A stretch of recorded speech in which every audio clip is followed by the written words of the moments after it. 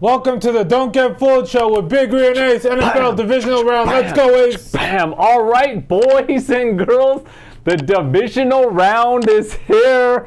Coming off a wild card weekend, Big Ray. Yeah. I mean, now I know why they call it wild card weekend. This was one of the most wild weekends that I can remember in a long time. You know, just like they put the, March Madness college basketball. Now I know why it's called Wild Card Weekend. This was unbelievable. Let's get into a recap, Big Ray. Let's start with a recap. We'll start off on Saturday. We had the Seattle Seahawks and the Niners. The Niners won 41-23. That was the game that I said, hey, sprinkle something on the money line on Seattle. You urged the viewers not to take the money line, and you know what? It was a good game. Yeah, first half. 17-16 in the first half at halftime. I got a lot of DMs and messages from Niner fans, but I guarantee you, and anybody that says no is lying if you're a Niners fan, they were nervous at halftime. I don't think Frankie was. Frankie definitely was. You're definitely nervous. Frankie's very confident in his team. That's true, but 17-16, it's like nobody expected that. And I was like, that's kind of what I thought, like, this could happen. They could keep it close. Yeah. 17-16. Then the second half happens, and these guys, Niners score. That's fine. They scored. And then that turning point was that Geno fumble. And after that, it was just donezo from there. The Niners went on a rampage and, took care of business. They looked really good in the second half. I mean, really good. And got to give the Niners credit. I mean, Purdy continuing to win 6-0. And the Niners got a good win. But I guarantee you, those Niner fans, when Seattle was driving in the third quarter, potentially getting a field goal or even a touchdown, I guarantee you they were nervous. Holy crap. Somebody called me to win big. Okay, win big on 49ers money line. Okay, money line, not the spread, just the money line. And he's like, damn. He calls me, right? And he's like, dude, I just keep thinking about what you told me last night, right? At that time, this guy was nervous. But congrats to the Niners. They covered and won. How do you feel about Brock compared to Jimmy? Jimmy has played 6 playoff games. He has a total of 4 passing touchdowns. Brock has 3 in his first playoff game. Wait, Jimmy has what? Say that stat again? He's played 6 playoff games and he has 4 touchdowns. Is that a real stat? Yes. Holy crap. I think that says more about Jimmy than it says about Brock, in my opinion. I mean, that's a very, wow. I mean, you guys know where I stand with Brock. And I'll get into that in the game. But you already know where I stand with this guy. Yeah.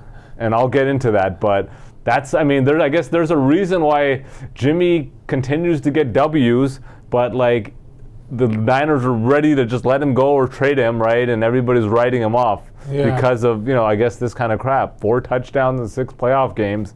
It's out of control. Let's get into the Jaguars-Chargers game. Jaguars won 31-30. This was unbelievable.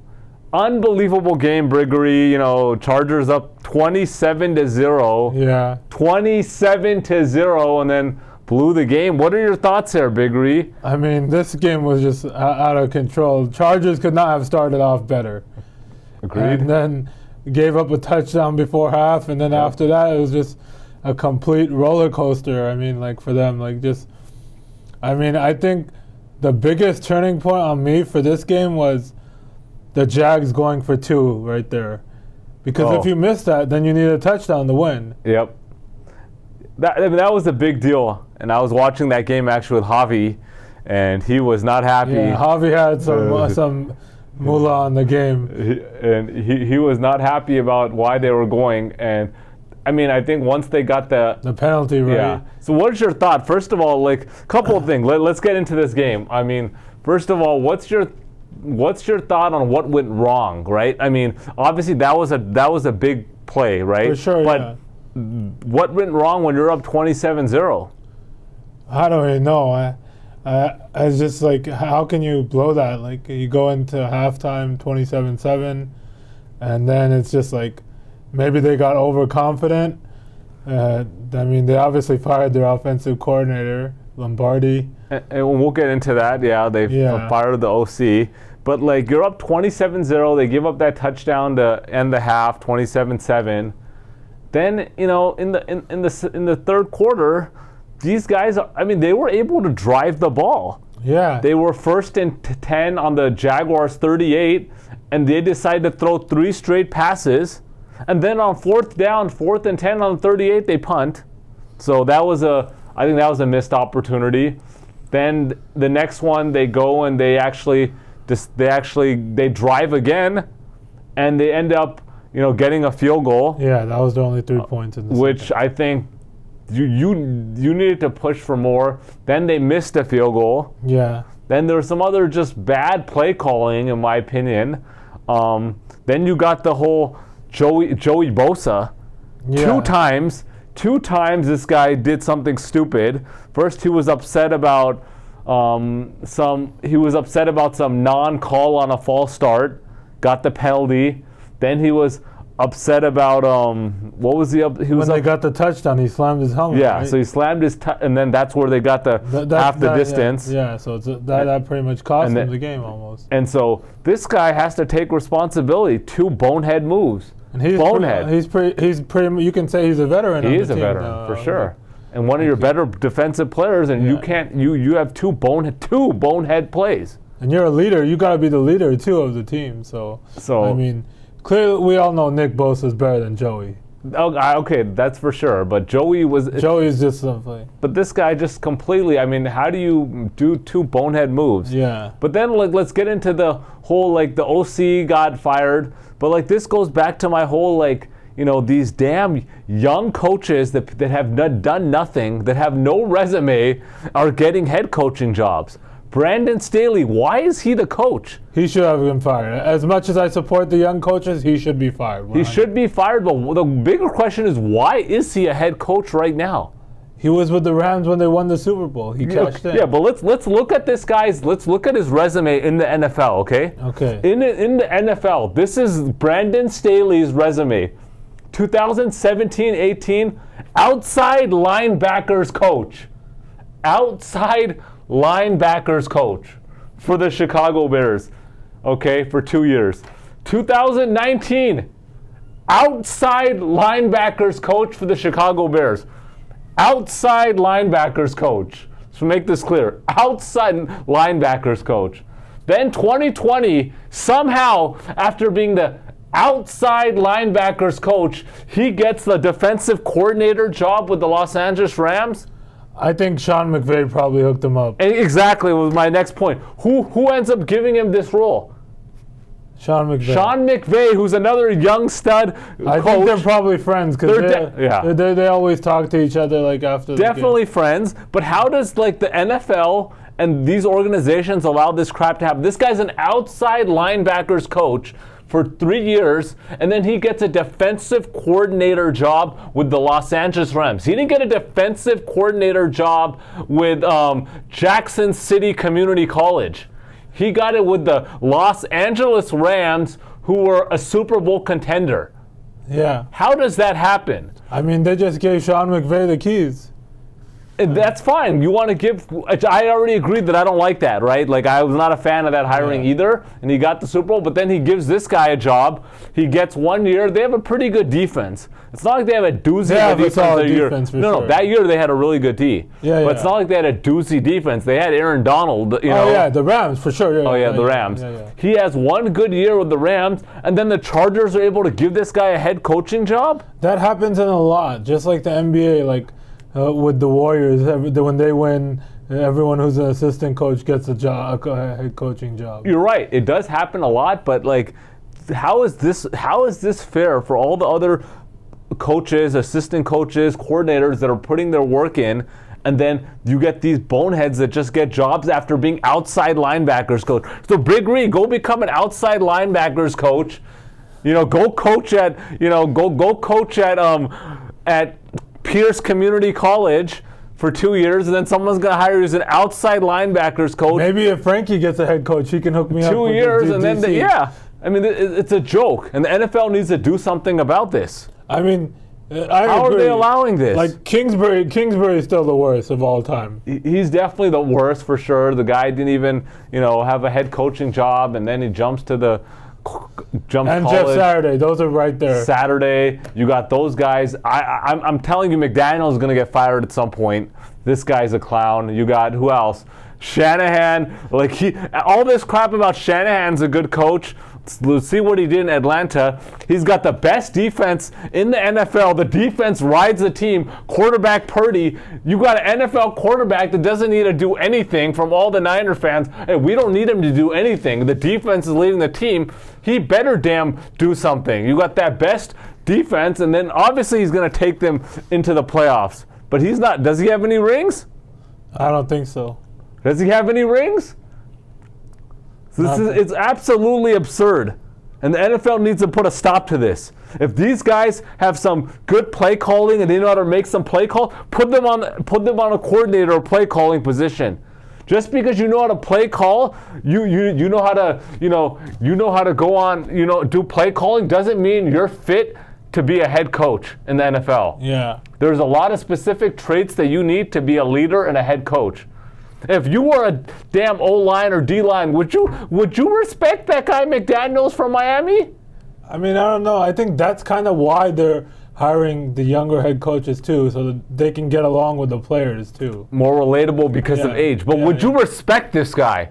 I mean, he seems like a goofy guy, but I don't know. I don't know him personally, so I can't say. If I'm Jadeveon Clowney, if I'm Nick Bosa, you think I'm going to respect Mike McDaniels?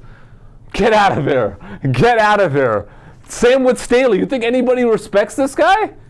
It's a joke. It is an absolute joke. And I'm going to, kind of pause on, put this in and move on. But something needs to happen with these guys. None of these guys are performing. Other than McVay, that he got his Super Bowl, none of these guys are performing. I mean, as bad as you want to say Mike McDaniels is, with his third string quarterback against Buffalo as a 14-point dog. Let's get into that. That's a good leader. Let's get right into that. Buffalo won, 34-31 against Miami, and I know where you're going. Go, keep going. You probably know, but you probably don't either. They won. I turned on this game, 7-0 Buffalo, 14-0 Buffalo.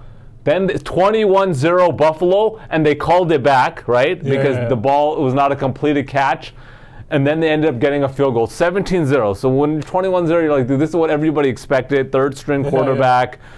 And then these guys start hanging around. They start getting some points, right? They're getting some fumble return, getting some points here and there, and sticking around in the game.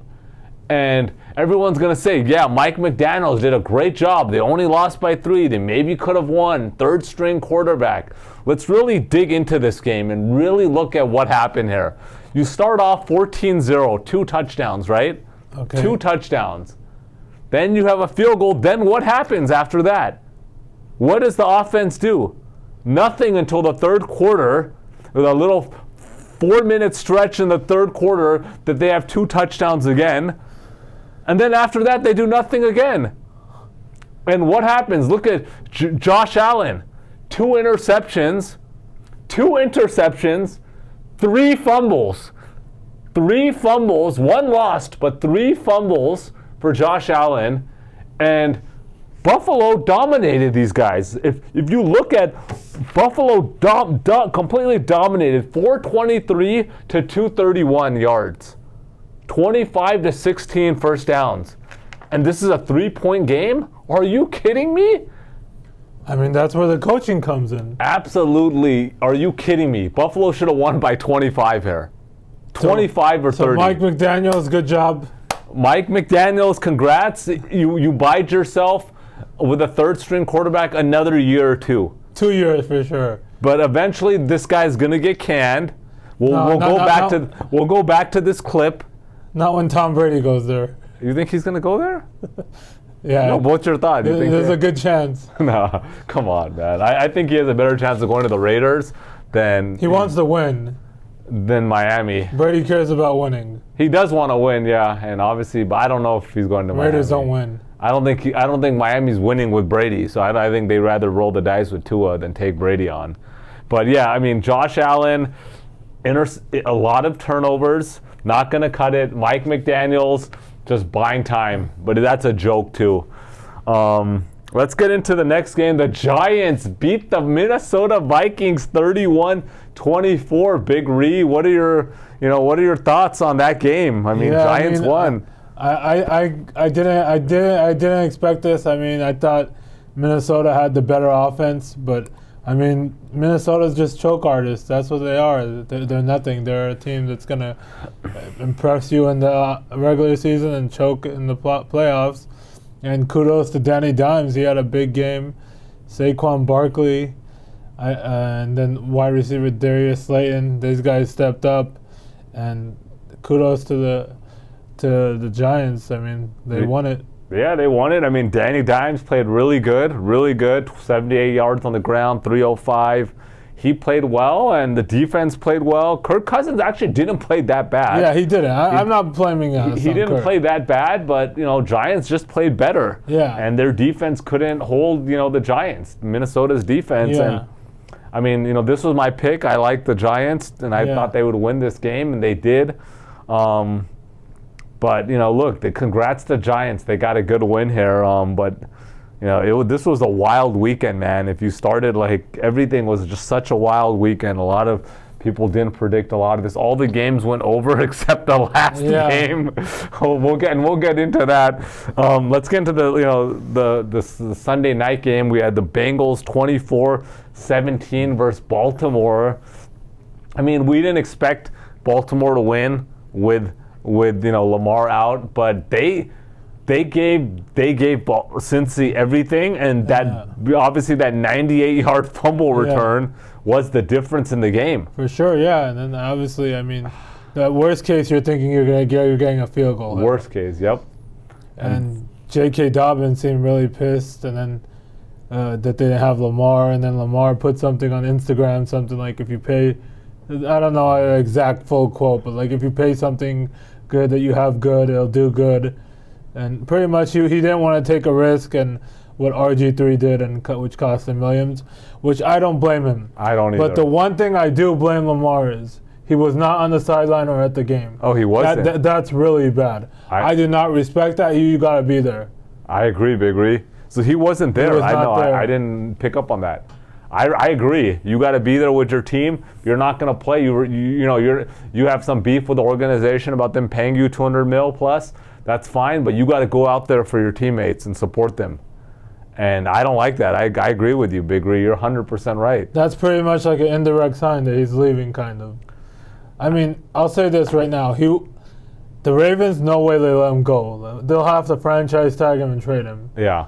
Yep, you're right. They're not going to let him walk for nothing. No chance. He's going where he's going to get paid. If they're either going to pay him or he's going to demand out. And I think he wants Deshaun Watson money. That's what everything. He does. Everyone, they messed it up, the QB market. I agree. They gave him fully guaranteed. No one got a fully guaranteed contract. Nobody got a fully guaranteed, but Deshaun shouldn't have got a fully guaranteed. So it's like this guy hasn't played for 2 years and he's getting fully guaranteed. And he's got all this, he's been drama.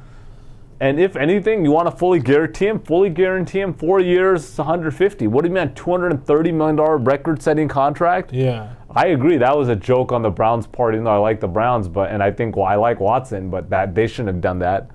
And he wants to get paid, and you got to respect this guy. He wants to get paid, but I don't like that he wasn't on the sideline. But no, honestly, I didn't think they were going to win, but they could have stole this game. Yeah. They could have stole this. That was a 14-point swing, and they could have stolen it. I'll say that. Bengals fans were definitely nervous. Drew was nervous for sure. Hell yeah, these guys were. Drew was shitting in his pants. For sure. These guys were Bengal fans were shitting in their pants, and their babies were shitting in their pants, literally.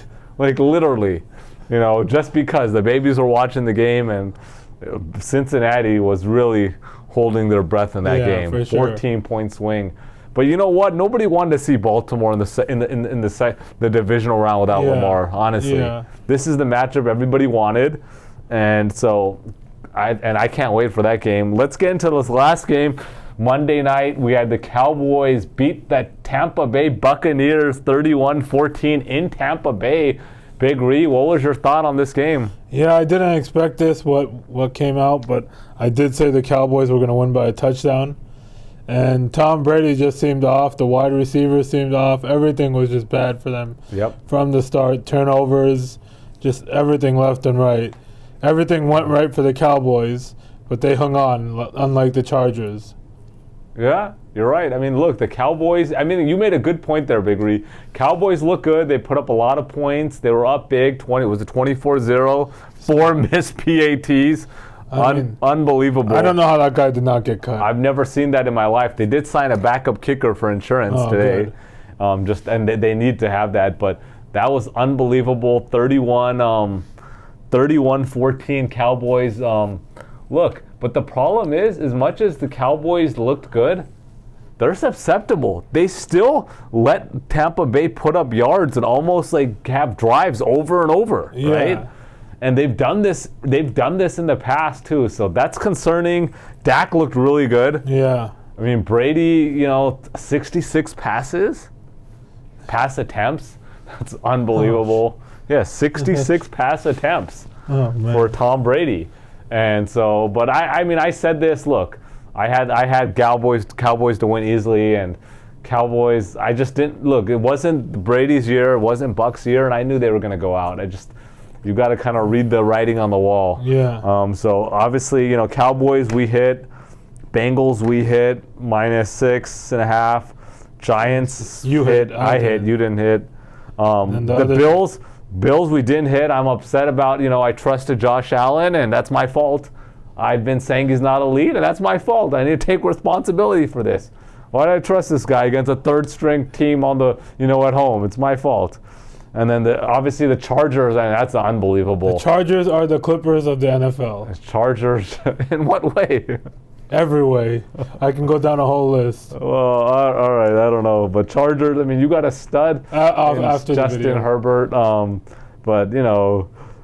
I like that. And then the Niners, look, I took Seattle and I rolled my gut. Purdy's going to disappoint. It's just a matter of time. One of these games. Did you smell what he was cooking last week? I was still not smelling what he's cooking. And here's the thing, Big Reed. This is the playoffs. You lose, you go home.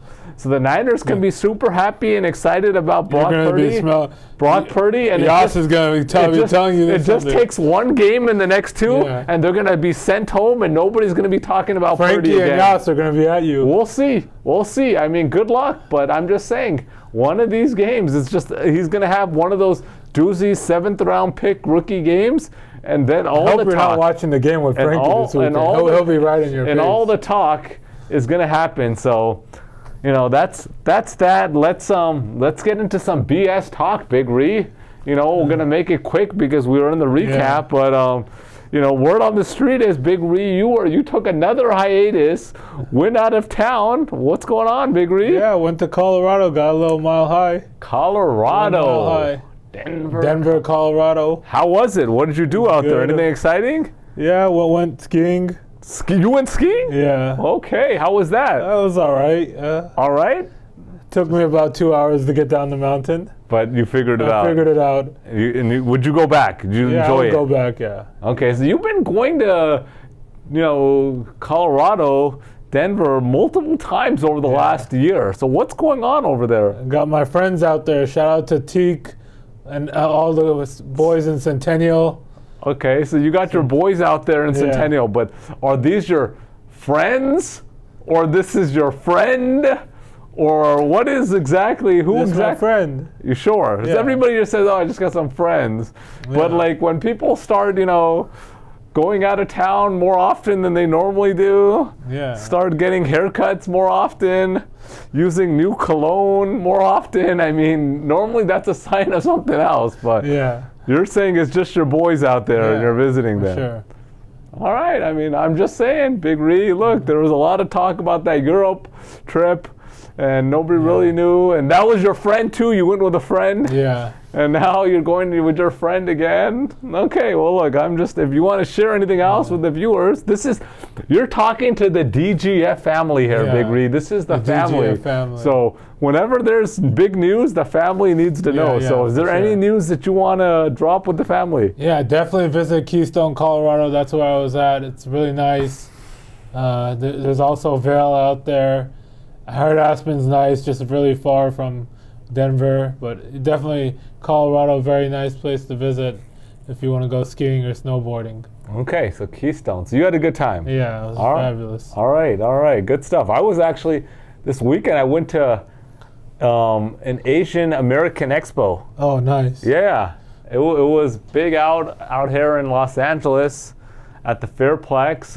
It was a pretty good expo, man. A lot of people. I think they said 100,000 people there. That's nice. And a lot of stuff. They had a shoe expo there. They had a lot of good stuff at the Asian American Expo. A lot of good stuff. A lot of good food. I was grubbing like no tomorrow, checking out a lot of stuff, a lot of free samples. You know, at all these expos, everybody's giving out stuff. Bought a good amount of stuff. So someone just mentioned it, went out there, and it was a good expo. A lot of people. Yeah. Pouring on the way back though. Oh boy. Pouring. So walking back to the parking lot was about a 12-minute walk back to the car from the expo. I didn't miss that in the weekend. And I guarantee it was pouring. I mean pouring rain, man. Yeah. Dude, that was not fun. Almost a mile walk, but that was good. So I highly recommend anybody in Los Angeles. I think it's an annual thing, Asian American Expo. Check it out. Got some food at Smoke and Fire. Yeah. That place is good. I recommend Smoke and Fire for anybody that's in Los Angeles. I got a smoked brisket chimichurri sauce. That's fabulous. Sandwich. Bomb. Fantastic. Really good. Got the corn queso. Yeah. Got the corn queso, okay? And reminded me they brought it out in a skillet with the tortilla chips. Really good. But I have to say, it reminded me of Z-Ball from the Z-Ball podcast. He actually brought this to the Super Bowl party last year. Yeah. He was in attendance. He made a big skillet of it. Z-Ball's corn queso dip craps on this one. Craps on it. I mean, it was unbelievable that I had to go back and look at the pictures of I had to look at the picture of Z-Ball's skillet just to get that taste. It was so good. It was good at Smoke and Fire, but Z-Balls, I just want to give Z-Ball credit that his queso corn dip was really good, and I'm hoping that maybe if he's going to be able to bring that next year. If you're listening, Z-Ball, this year, Super Bowl party, hopefully we're going to have that dip again. But that's that. Let's get into some shout-outs, Big Ree. Shout out to Raquana. Said no other sports show as honesty as us. Woo! Yeah, we keep it 100. Thanks. Appreciate it. Shout out to Mark Davidson from Georgia. We appreciate the loyal viewership, Mark. Shout out to C-Dub from Bay Area. C-Dub! Just have to say that name, C-Dub. C-Dub. Shout out to Carolina Tar Heel. Said due for a shout out, so here it is. Carolina Tar Heel. Throw your name and city, we'll get you there as well. Shout out to Michael Butler. Shout out to TD Nguyen. Always in the comments. We appreciate the support. I'll let you take this one. Shout out to Chimp Shock from the 305. Said these boys are the best on the internet. We appreciate that. Shout out to Straight Real. Said we helped him get out of his hole and win him $300. Glad we could do that for you. And enjoy the winnings. Love it. Love the boys and girls cashing in. Shout out to Steve Danucci. Said he cashed in, on the weekend. So shout out to Steve. I'll let you take this one too. They requested a shout out. Shout out to Justine Ronaldo from the Philippines. And Ronaldo, you're listening.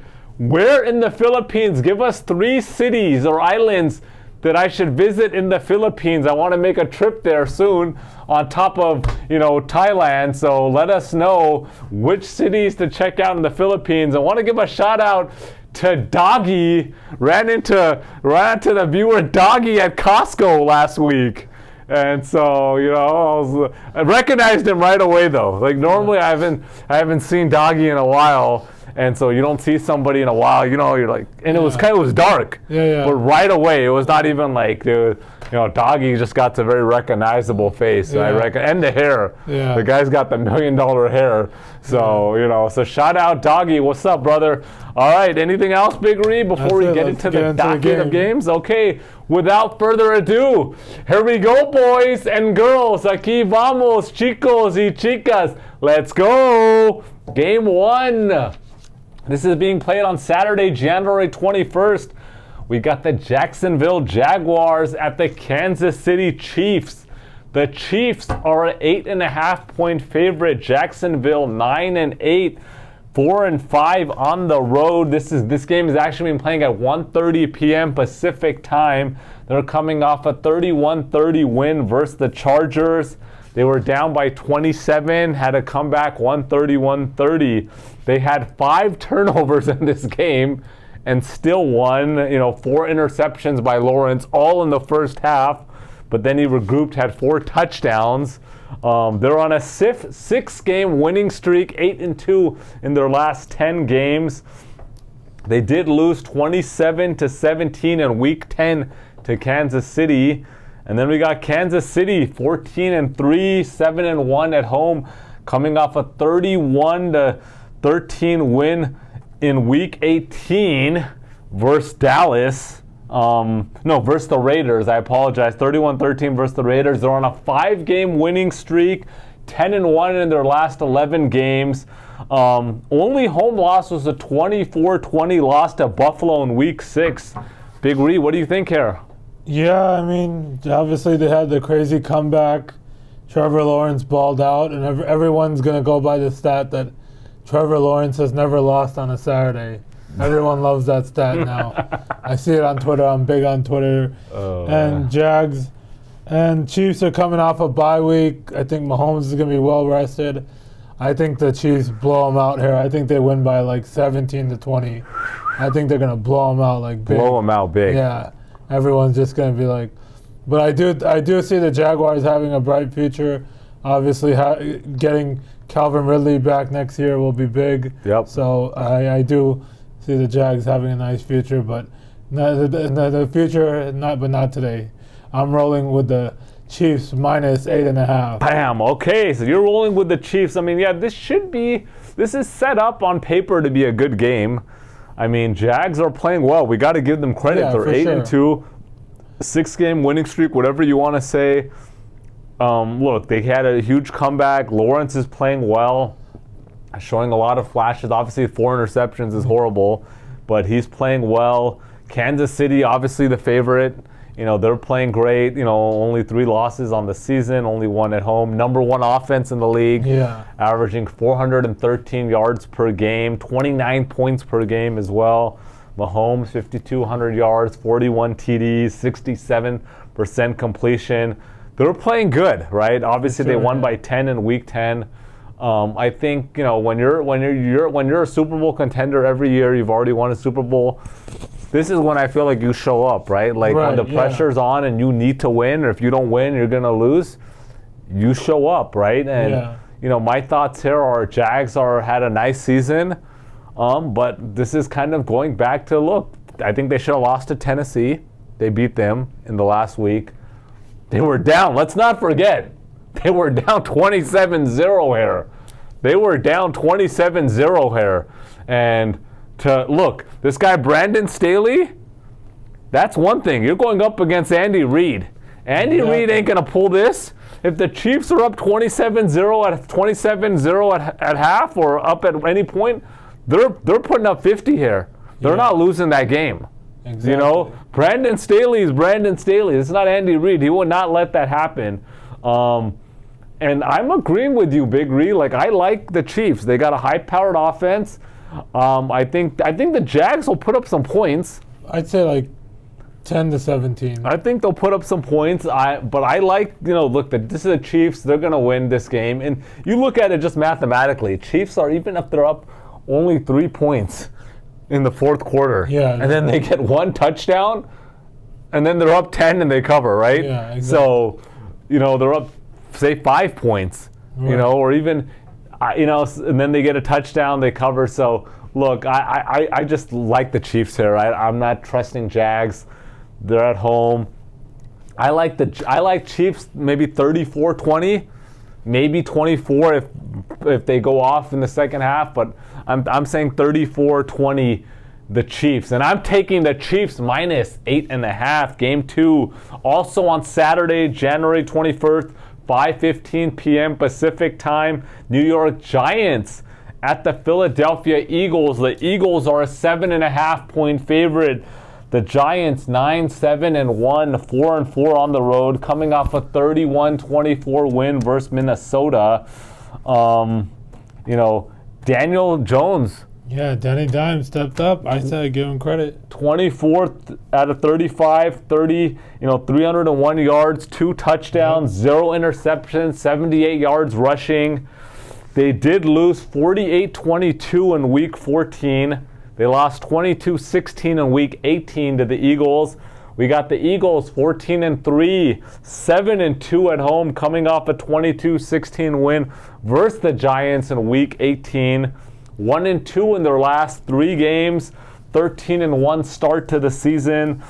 Jalen Hurts, 66% completion, 3,700 yards, 22 touchdowns, 6 interceptions only, 760 yards on the ground, 13 touchdowns. What do you think here, Big Ree? Yeah, going to be a good one, obviously. Danny Dimes played well. Darius Slayton, 88 yards. Isaiah Hodgins, however you pronounce that. This guy's going to be really good, 105 yards, 1 touchdown, fantasy sleeper next year.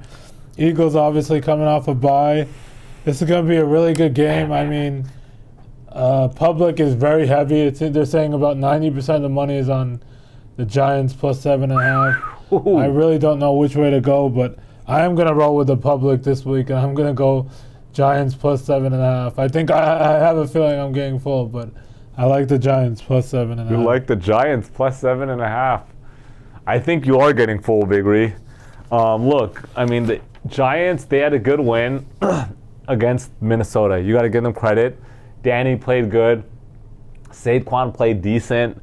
But they were going up against such a horrible defense with Minnesota. Sure, that's true, yeah. And we said Minnesota was fool's gold during this regular season. Yeah, we knew that. And so I wasn't surprised. I mean, I even said in the last video, I said I wouldn't be surprised if they win this game. Yeah. And they did. And they're, last blank pass D by Minnesota. So wasn't surprised, but look, we don't know if Jalen Hurts is healthy or not and how he's going to look. But their defense is still a solid defense, right? Sure. And I think Hurts has got to be more healthy than he was on Week 18, right? Yeah.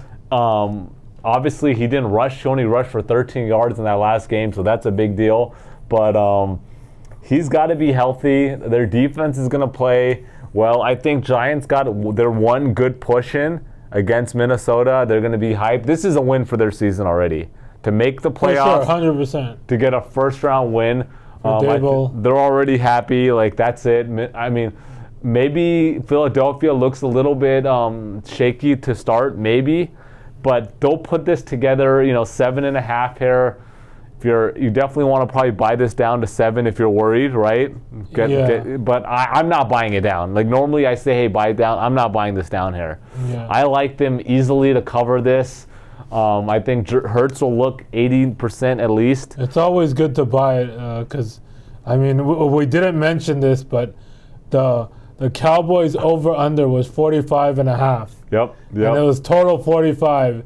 And one of our friends, Bruce, got really screwed on this, took the over 45.5. I always buy the point if I'm putting a certain amount. Yeah. And I kind of I was like, oh man, those PATs that probably hates Brett Maher now. That's a tough. Even though he's a Boys fan. But yeah, I always like to buy especially when it's like at 7, the touchdown. Because if they win by a touchdown, it's a push then. You're right. No, you're right. Like I think. But I mean, they could blow them out too. I mean, the public is heavy on them. Normally, it's fade the public. That's what it is. Traditional wisdom is saying buy it down to 7. If you want to, that's fine. It's half a point. Buy it down. I'm just saying, like in this case, I really like Eagles here, and I think they win 30-17, and they win by 13, and they move on. And so I'm rolling with Philadelphia -7.5. All right, Game 3, a Sunday game, January 22nd. We got the Cincinnati Bengals at the Buffalo Bills. The Bills are a 5.5-point favorite here. Cincinnati 12-4 in the regular season. 6-3 on the road. Coming off a 24-17 win versus Baltimore. They got outgained in this game, 364 to 234. Yeah. 23-18 in first downs. They're on a 9-game winning streak and 13-2 since an 0-2 start. So they have been playing lights out. Obviously, the Week 17 game got canceled because of the Damar Hamlin injury. Glad he's doing better, and sure. Well wishes to him for a full recovery.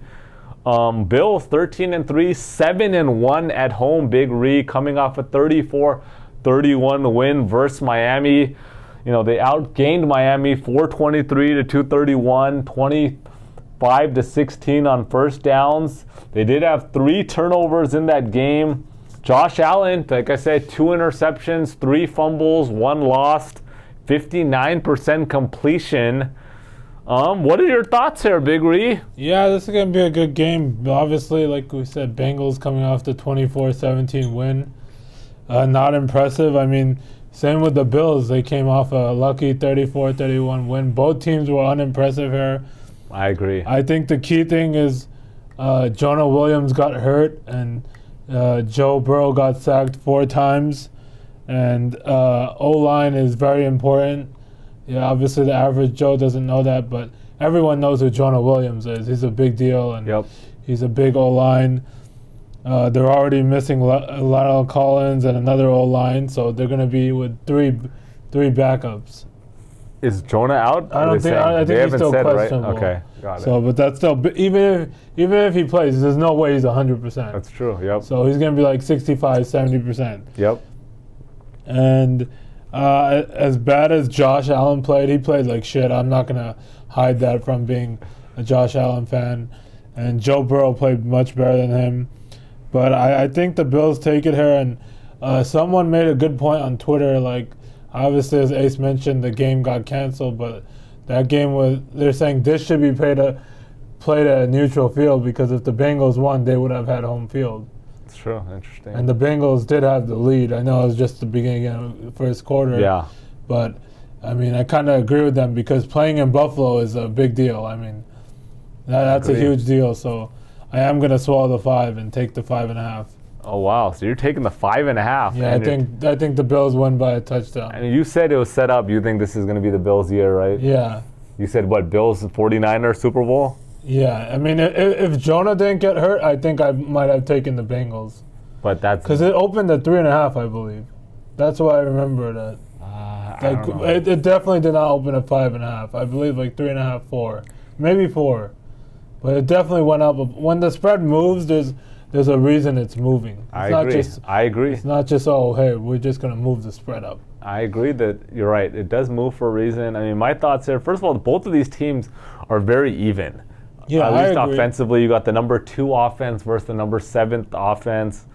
Both teams got, as much as I talk a lot of trash about Josh Allen, he is still a very good quarterback. He's just not an elite quarterback. I mean, but he's still a very good quarterback, and he has the potential and shows flashes to be really good. And that's clear. But to be elite, you got to be consistent and keep that up. Both of these quarterbacks are capable. Obviously, I was talking about it earlier, how the Bills, they started off on fire against Miami. Then they fell asleep. Yeah. Then in the third quarter, it looked like they're going to wake back up and they're going to blow them out again by 20 points, right? Everyone thought that, okay, this game is going to be they're going to blow them out. And then they fell asleep again. and it's like they're at home again.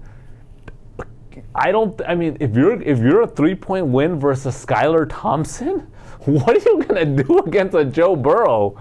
I mean, yeah, I don't know if Josh Allen plays this bad again, right? And I don't know. I mean, they could easily win this game by 10 points. The thing is, the Bengals don't have Mike McDaniels, which is a big deal. That is true. That's a huge deal. Huge deal that they don't have Mike McDaniels. That could be the difference here.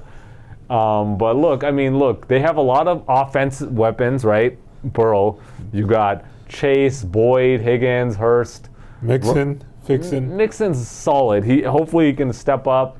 Joe Burrow's playing solid. I mean, Josh Allen, he has potential to play really good too, right? He just does some bonehead moves. I just have a feeling DeMar is gonna walk the team out, and like that's gonna get to them. It might, but I'm not buying that. I'm not buying that that's going to change much. Okay, I'll let you go. Keep going.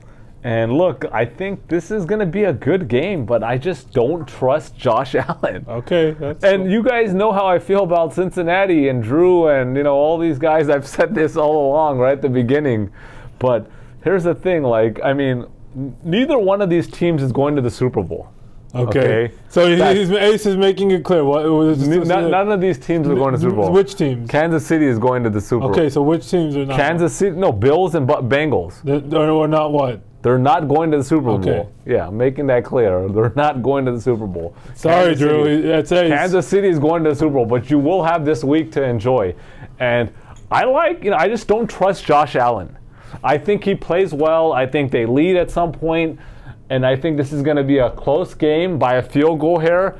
And either 30-27 or 27-24. Very close within 3 points. And I like the Bengals to win outright. Damn, for you, Drew. So I like the Bengals to win this outright. Okay. And so that means I am taking the Bengals plus 5.5. All right, game 4 here. We got the Sunday night game. The Dallas Cowboys at the San Francisco 49ers. The Niners are a 4-point favorite here. Dallas 12-5, 4-4 on the road, coming off a 31-14 win versus Tampa Bay. Dak Prescott 25 for 33, 305 yards, 4 touchdowns, but 0 interceptions. 7-2 in their last 9 games. And only bad loss on the season was a 19-3 loss to Tampa Bay in week 1. The 49ers 13-4, 8-1 at home, coming off a 41-23 win versus Seattle. These guys the Niners put up 505 yards, Big Reed. Yeah. 505 yards in a playoff game, 18-point fourth quarter. Their offense looked good. They're on an 11-game winning streak. And honestly, other than the Raiders game and the Chargers game, they've been winning outright. They have been looking really good. They are just winning handedly. Brock Purdy, if you smell what the Brock is cooking, 6-0. He is 6-0. And he's leading the team. So what do you think here, Big Reed? Niners -4. Yeah, obviously Cowboys coming off a blowout win. Credit to Dak, like you mentioned the stats. I don't like Dak. I don't hate Dak, but I'll give credit when credit's due. Dalton Schultz had a big game, 95 yards, 2 touchdowns. Yep. And I think as impressive as that win was, the Bucs weren't supposed to be there, legitimately, this season. I agree. They were in the worst division, and they were there by default. I agree. If they beat the Panthers instead of the Bucs, no one would have been impressed. Yep. And 49ers coming off a big win as well, was a good first half, as we mentioned, and then obviously Brock, 32 yards, 3 touchdowns.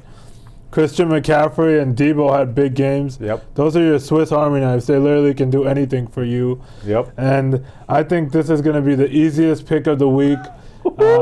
I'm wearing this shirt today. So this pick is for Bruce. Legitimately, I am going to bet the house on the 49ers. It's 3.5 right now. I've seen it.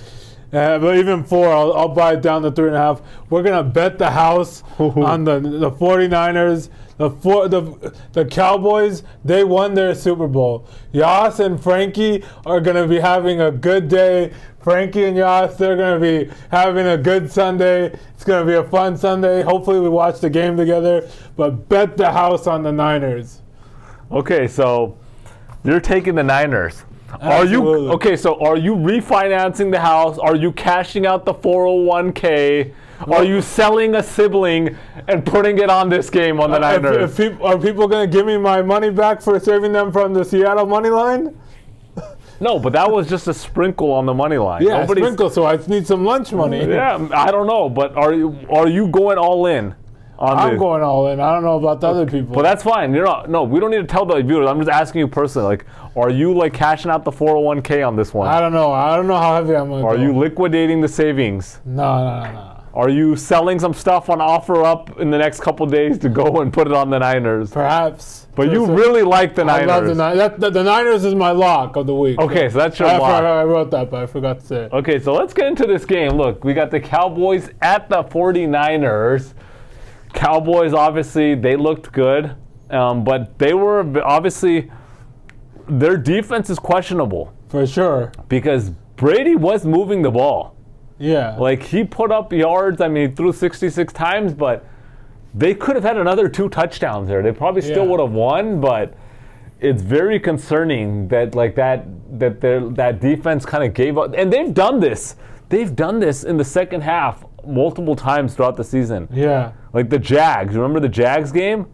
Like, these guys just do this, and it's like, can Dallas hold off? Can Dallas play a full 60 minutes and Dak not have too many turnovers? That's the question. You got the Jags, they got the Philadelphia, Green Bay. These guys have blew late leads.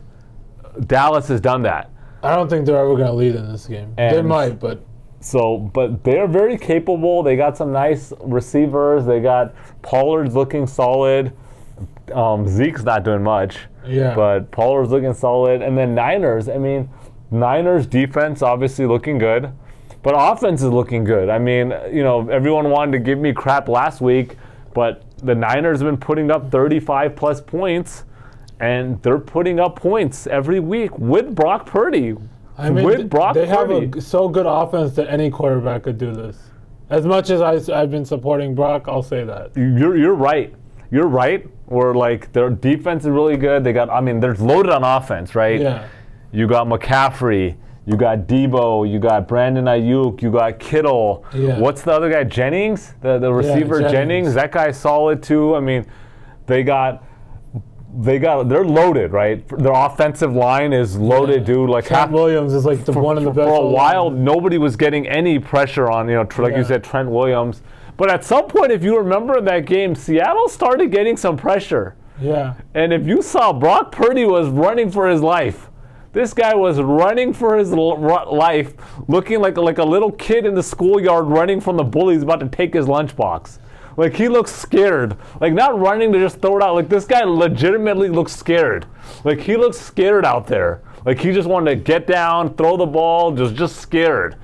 And if the Dallas D-line can put some pressure, I think it's going to be interesting. This is going to be a much closer game than everybody thinks here. Okay. If they can get some pressure. And this all goes down to, here's the big question. Can Dak not throw turnovers, right? Yeah. And is Brock going to continue to keep this up? Is he going to able to keep this up? He doesn't have to play that great. Like, he can, because his passes are short passes too. Some are deep. I'll give him that. I watched the whole game, but I think Dallas's defense is slightly better. Is better than Seattle, so I'll give him sure. that. Yeah. So it's still in Santa Clara, not San Francisco. Okay. So, but I think that makes a big deal. That makes a big deal. But here's the thing: like, look, with the Niners, right? Like, Brock, everyone said Brock doesn't have to do much. Seattle put up 23 points. Like, you're making it a given that Brock's going to put up 26, 27 points every game. He just has such a talented offense, like we said. Yeah, but like he still has to facilitate, and let's just know he's been doing it. Yeah. He's been doing it. But here's a very interesting stat. Okay, in Brock's 6 starts, they've only turned over the ball 4 times. 4 times, okay? Okay. Only 4 times. But they have gotten 18 turnovers. Yeah. 18 turnovers. So that's a plus 14 turnovers. Yeah. That's a big deal. For sure. Like Frankie told us, if they're going to win, it's going to be because of the defense. Yeah, but I'm saying, like, is that sustainable? Like, is that sustainable that Brock is controlling the ball, that they're not turning over the ball, Brock, and no fumbles from other players, they're getting all these turnovers? Is that sustainable? I don't know. I mean, I think you do. If you switch that around, 2-0, Niners lose by 12, 15. Easy. Yeah. And I just think they're due for a Brock Purdy special. Okay. I just think that is. But then here's the thing. If it was another quarterback, then Dak, I would really be nice on this, right? Yeah. But Dak he has his own issues too, right? But overall, I mean, I'm going the other way, Big Re. I like the Cowboys here. Okay. And this is based on me just thinking Brock is not going to show up again. And everyone's like, Ace, you've been saying this all season. Look, this is the playoffs. One game, you're out. And all it takes is one bad game. And Cowboys, they have the potential to do this. And so just to make it clear, I'm taking the Cowboys +4. And I like the Cowboys to win this game. Okay. I'm just saying I like them to win, but that's me personally. Are you picking them to win? I am on myself personally. Okay. But for the viewers, look, I'm taking the Cowboys +4. Okay. Okay. Everybody's risk tolerance is different, and so you want to go with the spread. Obviously, money line on a dog is way more riskier, especially a team that has 11-game winning streak. But so I'm taking Dallas +4 here, and I like the Saturday for the favorites to cover, and I like on Sunday for the dogs to win outright. That's my thoughts. Anything else, Big Ree, before we sign off? That's it. I can't wait for Sunday. Good luck, everyone. All right, subscribe, like the video, comment, and have a good, divisional round weekend, boys and girls.